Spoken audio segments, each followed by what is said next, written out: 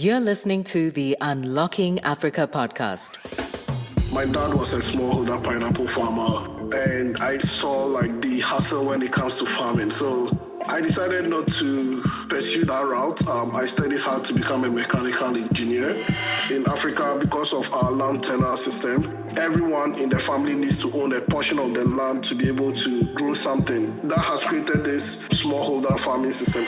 It's a marketplace platform, so we have demand from buyers across the globe. We are looking to go into Cote d'Ivoire and Senegal in the coming year to give us a lot more variety, meeting some of the demands we have on the platform. Stay tuned as we bring you inspiring people who are unlocking Africa's economic potential. You're listening to the Unlocking Africa podcast with your host, Tessa Adamu. Welcome to the Unlocking Africa podcast, where we find inspirational people who are doing inspirational things to unlock Africa's economic potential.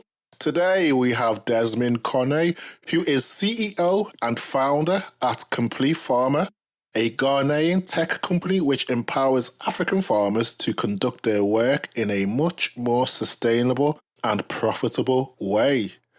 Welcome to the podcast, Desmond. How are you?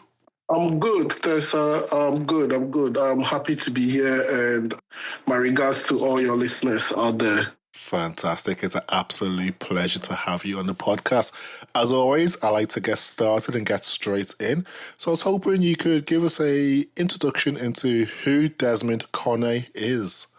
Yeah, so I started as a mechanical engineer. My dad was a pineapple farmer, a smallholder pineapple farmer, and I really saw like the hustle when it comes to farming. So I decided not to pursue that route. I studied how to become a mechanical engineer, and I think did quite well as a mechanical engineer. I specialized in production engineering, so building factories, building conveyor belt systems, and really the manufacturing part of engineering.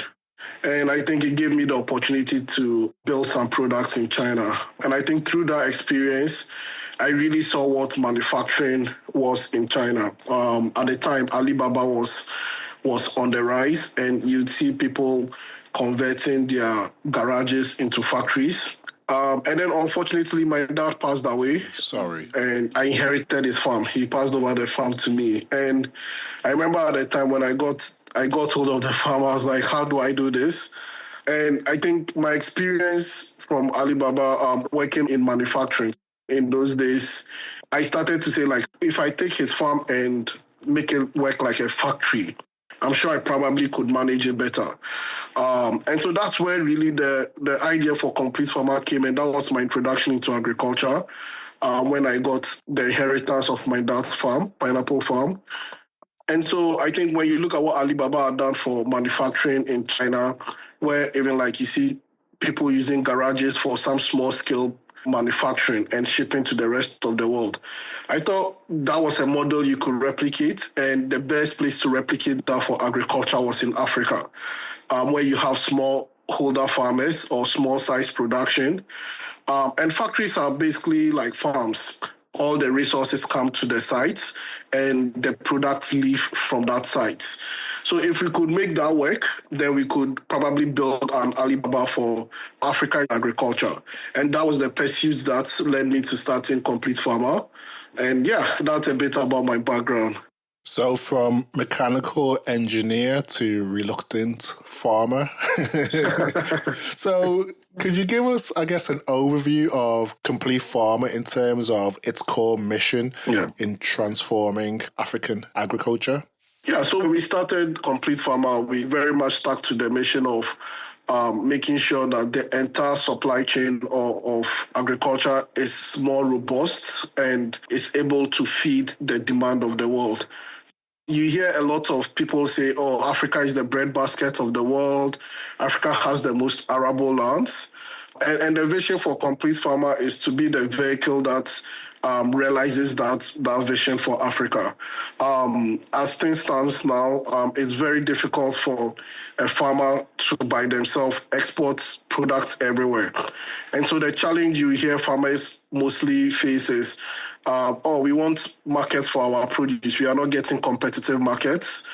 And that creates a ripple effect in terms of the problems these farmers have. So because they are not able to get a premium market, they don't get enough income. Because they are not able to get enough income, they can't invest in their farms. Because they can't invest in their farms, their farm productivity is also low.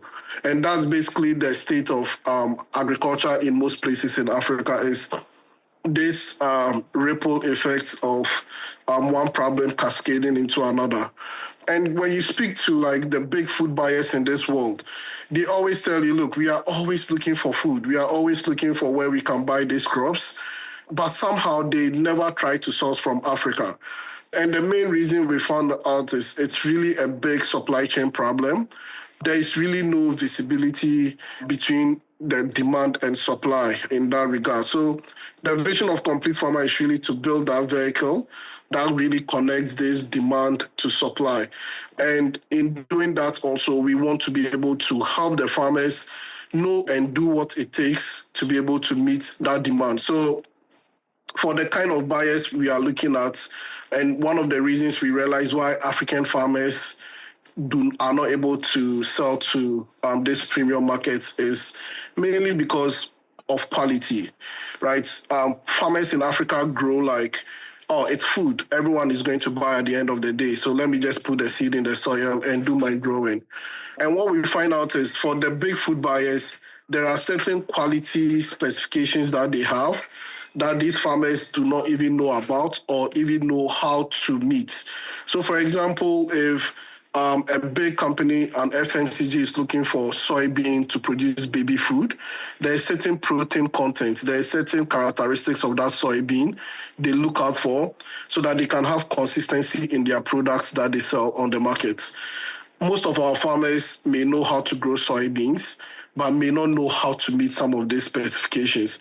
And that's really the work that Complete Farmer does in making sure that we can become that vehicle to bridging the demand and supply of the world. And in not just doing that, we also have to build some physical infrastructure.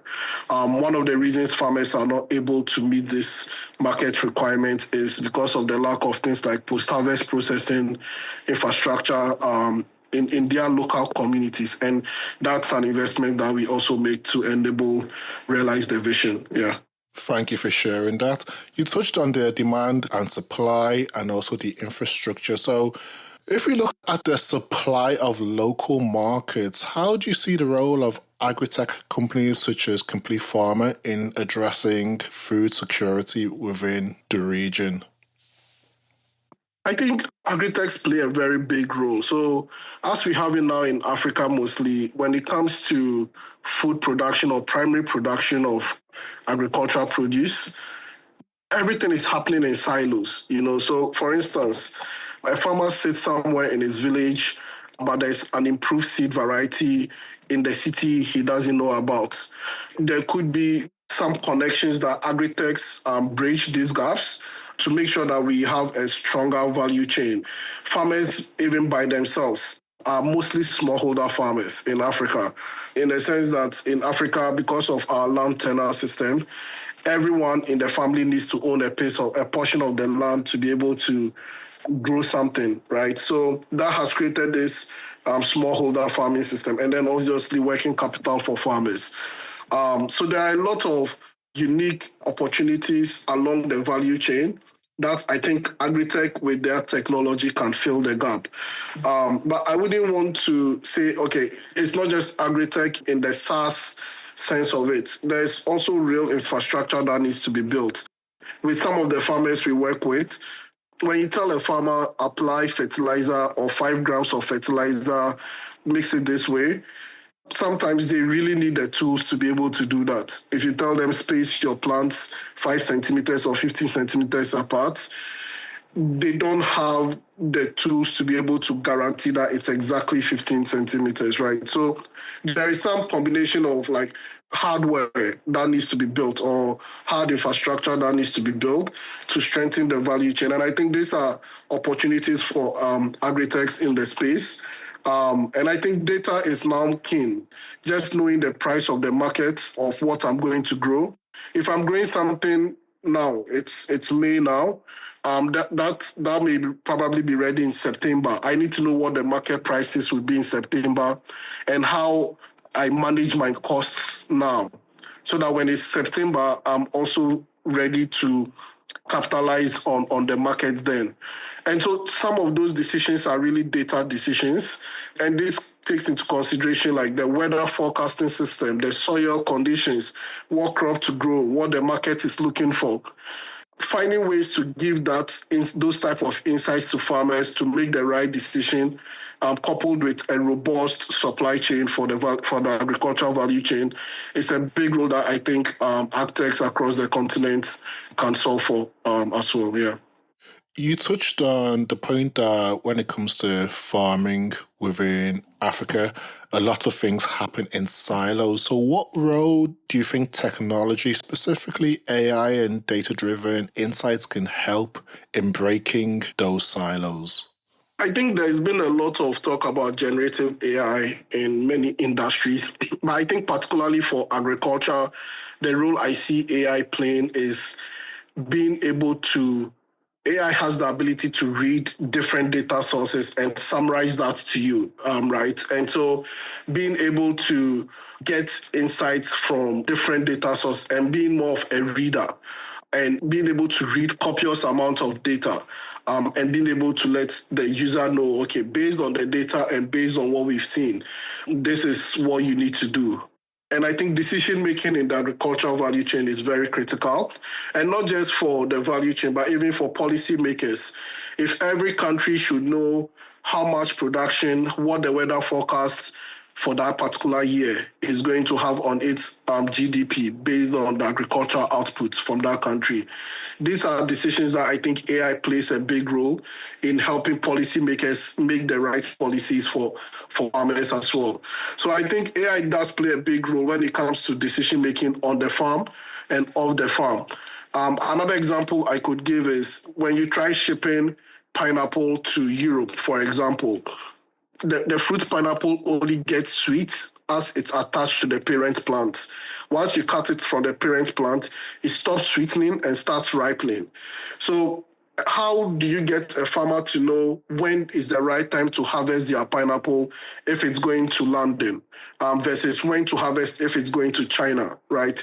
So those are decisions that I think AI really plays a big role in supporting farmers to be able to make the right decisions to grow sustainably.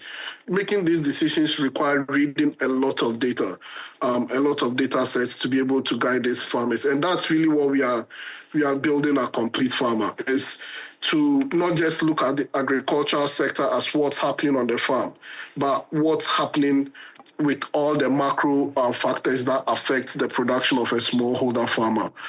So there are many examples that I could give on the role of AI. I think one of the important roles we've also seen is translations and localization. So, and what I mean by this is that tell a farmer to grow food in a certain way. Usually they'll ask you why. We've been doing this for a long time. Why do we need to change the way we are producing? And when you tell them, look, it's for the benefit of the planet, it's sometimes a difficult sell, right? So in the work that we do, how do we translate some of the sustainable practices in ways that farmers can grow these crops and follow these practices without necessarily changing the investment they need to make in their farms? And so you would see solutions like language translation so that farmers get advice in their local language. But it also goes well beyond that. There are also solutions on how we can measure the risk of what a farmer's production is and know what the best insurance the farmer needs to take, given their local parameters and what's happening in their locality. So I think AI in future plays a big role to solving some of these fundamental challenges that African farmers face. And it's really exciting time to be in the space to be exploring these solutions with Complete Farmer. So are all of these examples and services that you've described what is available via the Complete Farmer CF Grower platform? Yes, so a lot of these solutions that we are providing to farmers, and a lot of these are also solutions on our roadmap that we are currently building. We invest a lot in R&D. One of the good things with Complete Farmer and how we are set up is we also are in the communities with the farmers. We build our fulfillment centers in these communities. Farmers can come there and learn. We have demo fields where we are not just collecting data, but we are also training farmers on some of these best practices, and they can see for themselves. So I think these are mostly solutions that we are looking to introduce to farmer demographics across West Africa currently. So if we can speak to the grower platform in terms of how specifically does the platform help farmers increase their yield or profitability through the platform? Yeah. So just to walk you through the platform, right, and some of the things I've mentioned, the platform is a demand-driven platform. From the moment they are onboarded, they are able to profile their soil using satellite imagery and be able to recommend what is the most optimum crop for that particular land and the location you are. And we also look at the weather forecast because different crops require different weather parameters, different amount of sunlight, different amount of rainfall to make that recommendation to the farmer to say this for where your land is located and what the prevailing weather conditions would be in the next few months. These are the best crop options to grow.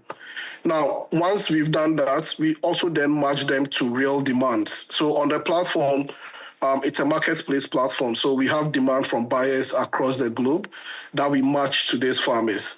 So we then match the demand to farmers who have the capability or the profile to be able to meet the demand for these farmers. So before any farmer starts growing on the grower platform, they would know what their land can support and what markets they are going to sell to. And they would also know what quality that market expects. Once we do this matching, we then would also give them what we call our agronomic protocols. So this is the everyday step-by-step information that the farmer needs to follow to be able to grow precisely to meet the quality specifications of these buyers. We currently have these protocols for 10 crops. So the platform currently is able to support 10 crops. And we still are doing more research into other crops. But once we give them this protocol, they also have agents on the ground that can support them. If they have questions, if they have issues, that provide like real-time guidance. They could also come to the fulfillment center to ask questions about the protocols, speak to our field agronomists if they have some requests or support that they need. Once we do this, based on the protocol, we can also recommend what inputs they need. And also we built our storefront product, which really helps the farmers get the inputs in their vicinity. It gets delivered to their farm. I think usually farmers will start the season and you hear there are fertilizer shortages or we are not finding the right seed for our farms. On the Complete Farmer platform, as a grower, once you receive your protocols, you can sort for all your inputs and it gets to your farm before you need to apply it. So it shouldn't get there later because also the timing of when you apply your fertilizer determines a lot in the success of your farm. So they are able to do all this on the grower platform. Should they see things like an infection on one of the plants, they can just take a picture and they can get diagnostics on what is wrong with the plant and what to do. So we provide very close support to farmers through our platform. At the end of the production, they can bring their commodities to the fulfillment center, and that's where they get paid by the buyer that they've been matched with. So that's really what the grower platform provides. It provides this hands-on supervision and guidance in every decision the farmer needs to make along the farming journey to ensure that they are able to meet what the market requires and make sure that they are successful in selling to premium markets. So you touched on the support that you provide in terms of helping farmers with sustainable practices in farming. What else is provided to ensure that there's transparency and traceability in the agriculture supply chain? So no, the platform provides full transparency for both buyers and for farmers. So whilst the farmers are doing their production, buyers get every data point that is being recorded by the farmer. So buyers see what fertilizer the farmer used, when they purchased the fertilizer, when they applied it, how they applied it. All that data is available to buyers of our commodity on the platform. So there's full transparency. And we also provide this transparency to our banking partners and insurance partners. So on the platform, farmers are able to get insurance for their farms. We've currently started exploring lending to farmers for them to be able to secure their inputs and stuff. And the banks we work with also need this data to ensure that the funding they are giving to these farmers is being utilized for what the request was for. Insurance companies need this data to see and be able to measure the risks that the farmer is managing and mitigating on their farms as well. So the platform provides this full transparency to all these stakeholders. And also for us to be able to start our QA, our quality assurance process starts from the farm, not where we get the goods from at our fulfillment center. Because oftentimes you need to know whether the farmer is over applying pesticides, and if that is going to be harmful to the end product, right? So it helps us start quality assurance also during the production process, which is one great thing about being able to do this on a digital platform. I guess it's safe to say that transparency is essential when trying to sell to global markets. So, can you explain the process of connecting farmers to global markets via the Complete Farmer platform?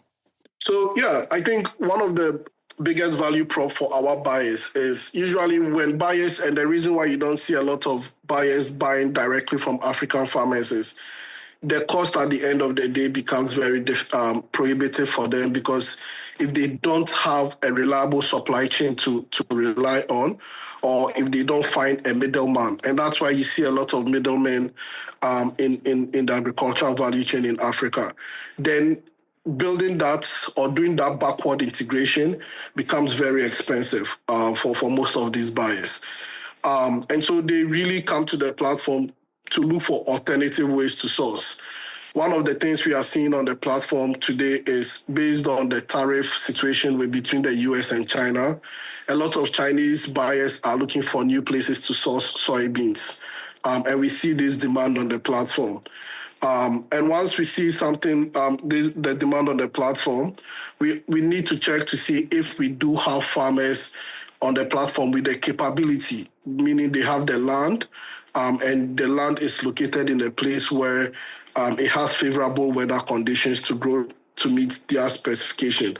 Once we have that, we can make a match on the platform. So that's basically what we do. And we do this both in Ghana, Togo. We are looking to go into Cote d'Ivoire and Senegal in the coming year, to give us a lot more variety in terms of meeting some of the demands we have on the platform.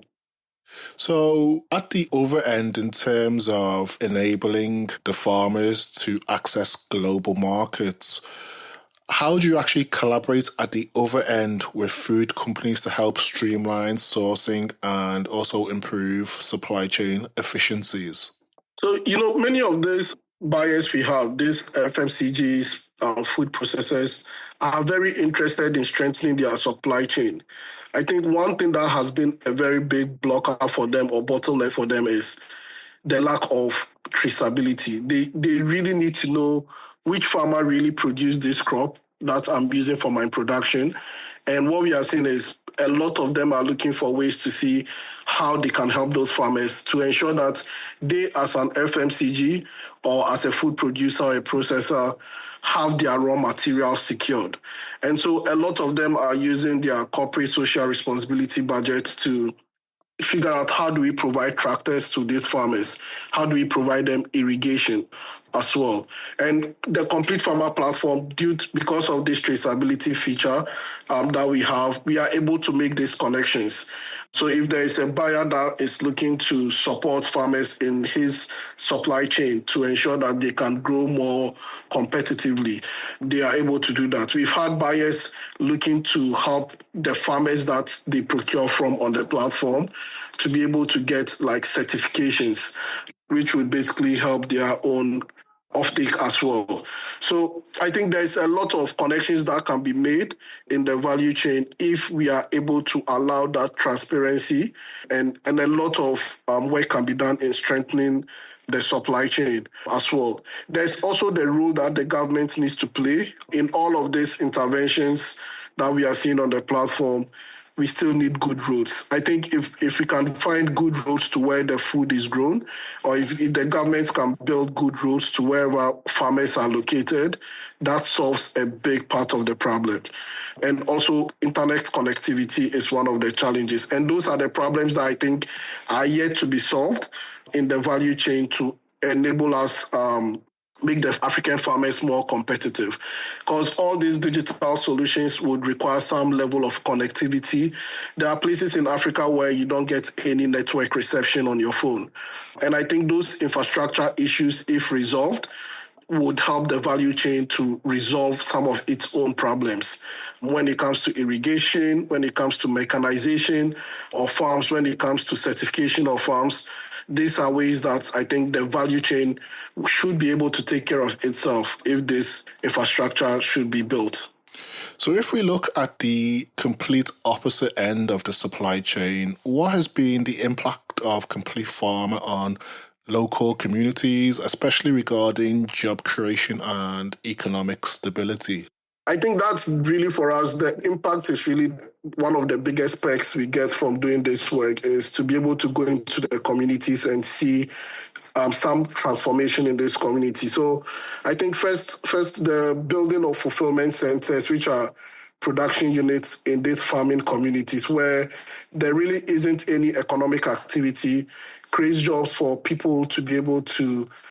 We have workers at the fulfillment centers who are responsible for the grading and packaging and sorting of the food. So there's a lot of job creations there with the fulfillment centers.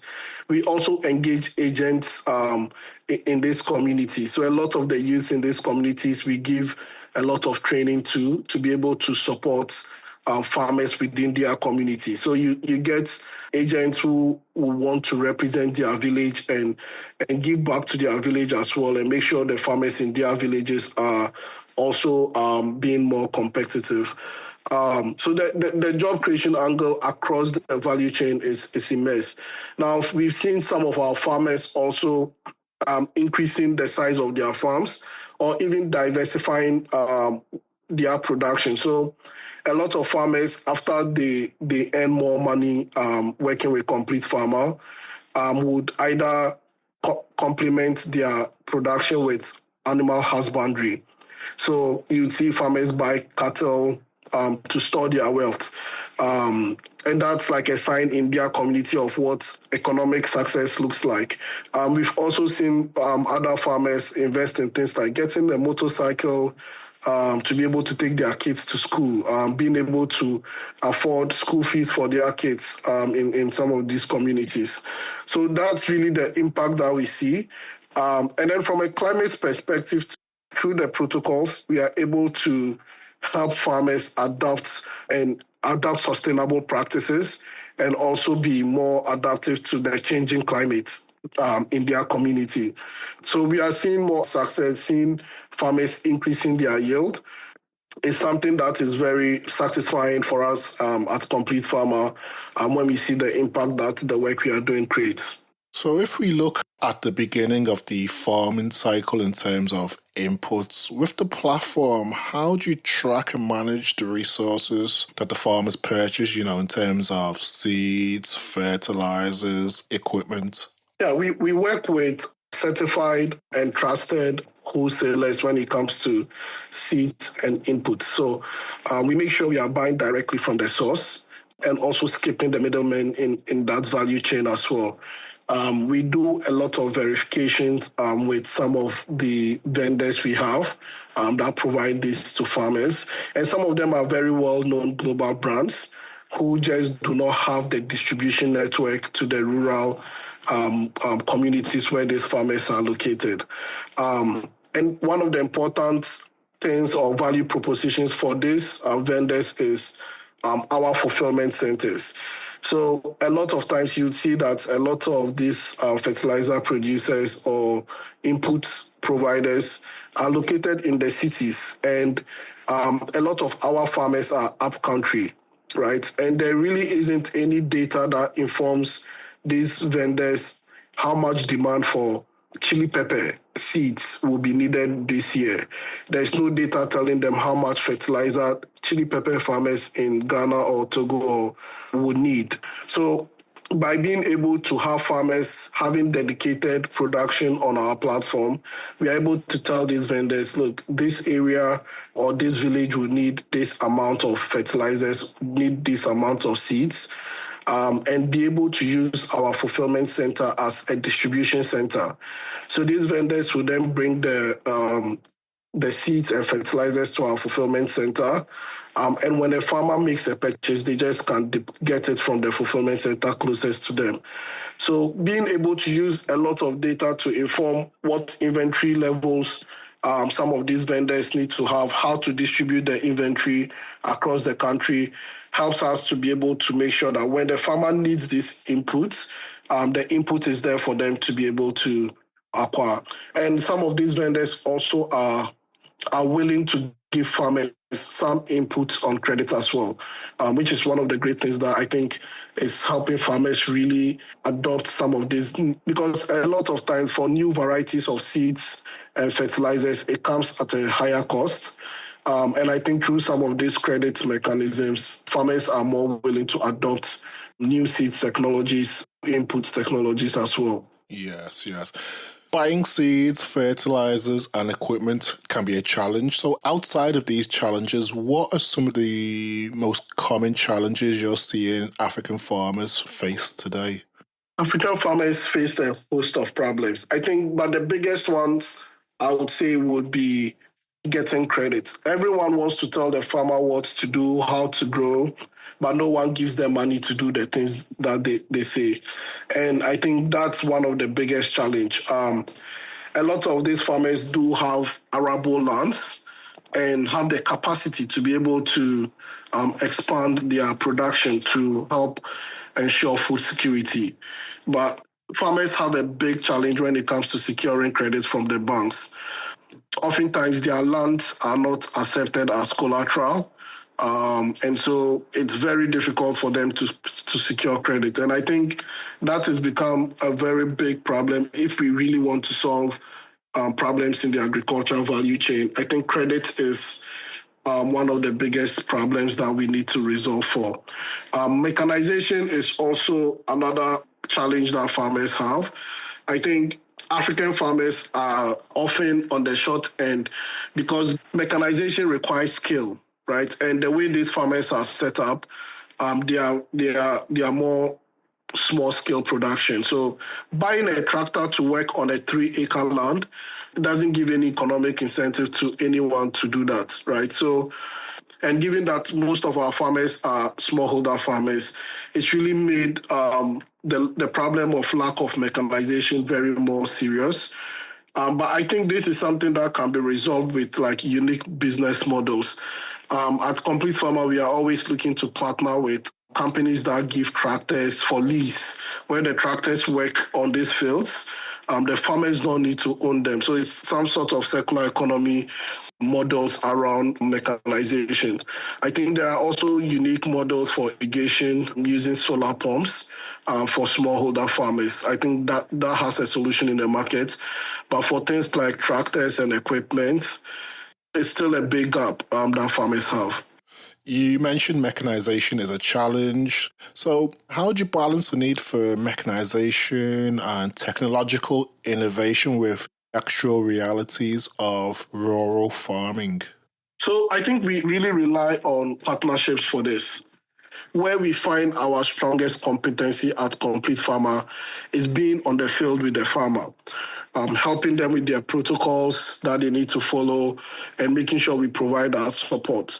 We partner with organizations that are able to provide this mechanization as a service to these farmers. And so the way we've designed our platform, we are able to plug in other mechanization service providers and give them ready markets to these farmers. So I think for anyone who is in that business of providing tractors to farmers or drones for spraying or some sort of service, seeds, fertilizers, we would like to partner with them, and our platform can help them easily integrate those farmers into their platform to be able to resolve some of these issues. So, keeping on the theme of mechanization and technological innovation, how do you ensure that the technology and solutions provided are, one, accessible and also practical for farmers who might have varying levels of tech knowledge? Yeah. So I think being customer centric in the design of these solutions is really the key. I think the way we've built our platform, we built it on multiple interfaces to make sure that every farmer is able to access our service in some sort of form. So we do have like a mobile app, a web app. We have an agent network where the agents are digitized and they provide services to the farmers. And we also use IVR and USSD to get farmers who have some feature phones to be able to access our product on our platform. So I think we really need to build these solutions for the different demographic of farmers and not just smallholder farmers into one bundle. I think even within the smallholder farmer category, you'll find like 3 or 4 different personas, and you may need to build solutions for these different types of personas. So that's really what we do at Complete Farmer. And also being in the last mile and being in the community with them allows us to get direct feedback on some of these solutions that we are providing to this farmer. So I think by being very close to the farmer, being very user-focused in designing these solutions, we can see a lot of adoption. And I would say when it comes to like hard solutions like new fertilizers, seeds and mechanization, I think the model we adopt in Complete Farmer is seeing is believing, really. And through our demo fields, if you have a new technology, for instance, a type of spraying drone, you can demonstrate this to the farmers. And that's when you can drive adoption. When you have like new fertilizers or new seed varieties, you need to be able to demonstrate to the farmers, like, this is better than what you were used to. And I think farmers are willing to adapt these practices once they see the benefits as well. And I think the way to think about some of these solutions from a cost perspective, because farmers are also very cost sensitive. For every new dollar that they need to pay for an innovation or for every dollar they need to pay for a new input, there needs to be a certain return in terms of the yield to make it worth their while. So if you are introducing a solution like mechanization for farmers, does that solution help the farmer get a certain amount of return for that new investment that they need to make? And so making those solutions have significant ROI is what really drives adoption for farmers. Fantastic. So we've discussed the impact that you've made and are making. I was wondering, how has Complete Farmers funding, especially the $2.4 million that you raised in 2023, how has that helped scale the impact of the company's solutions? Okay, I think we raised about 10.4 million in 2023.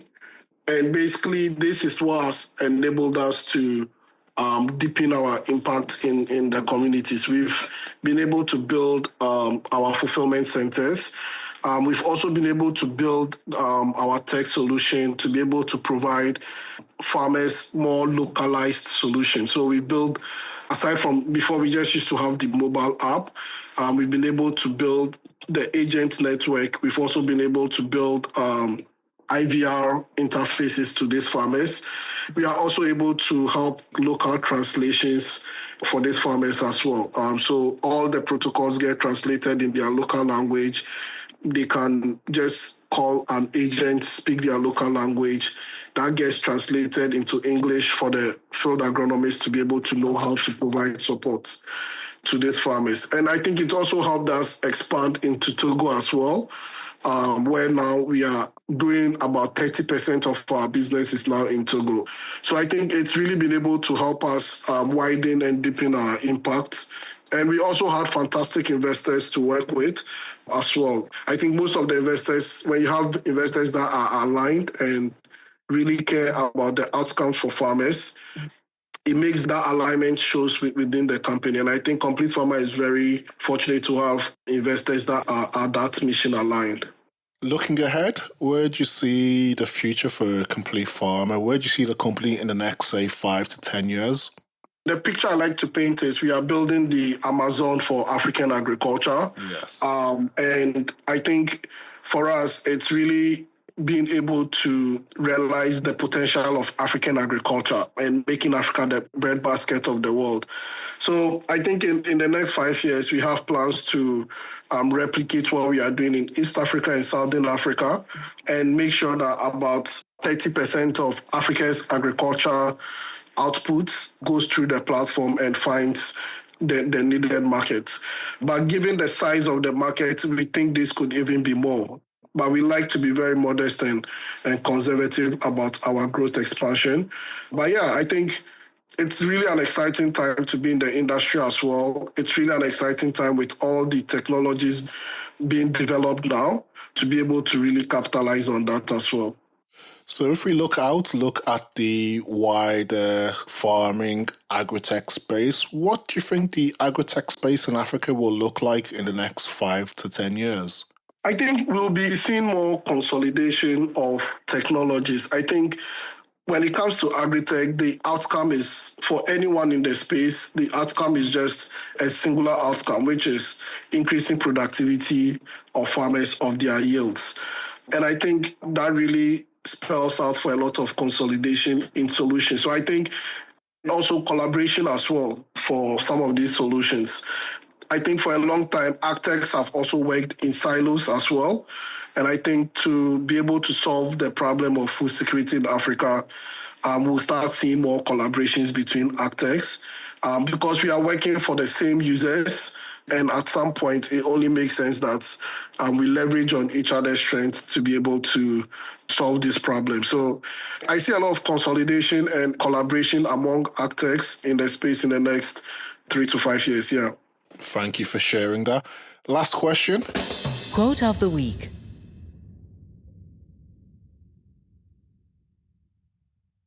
As people, we often have quotes, mantras, African proverbs, or affirmations that keep us going when times are challenging or when times are good.